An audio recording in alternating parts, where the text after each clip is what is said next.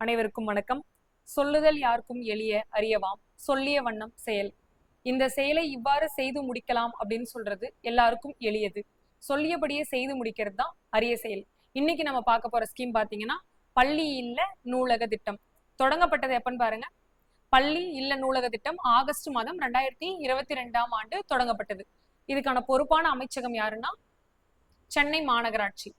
நோக்கம் சென்னை மாநகராட்சிக்கு உட்பட்ட தொடக்க, நடுநிலை, உயர்நிலை, மேல்நிலை பள்ளிகளில் படிக்கும் மாணவர்களோட வாசிப்பு, கற்றல், எழுதுதல், பேசுதல், ஓவியம் வரைதல் மற்றும் விளையாடும் திறன் ஆகியவற்றை மேம்படுத்துவதே பள்ளி இல்ல நூலக திட்டத்தின் நோக்கம். ஒரு நூலகம் நமக்கு எதுக்கெல்லாம் தேவைப்படும்? நம்மளோட நாலேஜை கெயின் பண்ணிக்கிறதுக்கு. ஸோ அந்த மாதிரி ஸ்கூல்ஸ்ல எல்லாத்துலயும் இப்ப எடுத்துட்டு வந்திருக்காங்க. பயனாளிகள் யார் யாருன்னு பாருங்க. சென்னை மாநகராட்சியின் கீழ் இயங்கும் தொடக்க, நடுநிலை, உயர்நிலை, மேல்நிலை பள்ளிகளை உள்ளடக்கிய 281 பள்ளிகளிலும் பயிலும் மாணவர்கள் இதன் பயனாளிகள் ஆவர்.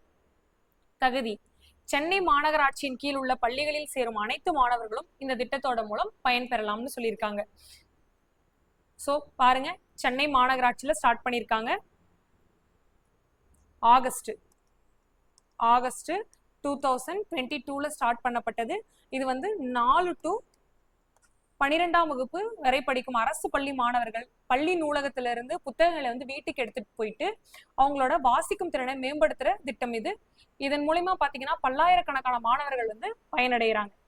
பல்லாயிரக்கணக்கான மாணவர்கள். நோக்கம் என்னன்னா மாணவர்கள் கிட்ட வாசிப்பு, எழுதுதல், கற்றல் திறனை மேம்படுத்துறது. ஸோ இந்த வீடியோ உங்களுக்கு யூஸ்ஃபுல்லா இருந்திருக்கும்னு நினைக்கிறேன். தேங்க்ஸ் ஃபார் வாட்சிங்.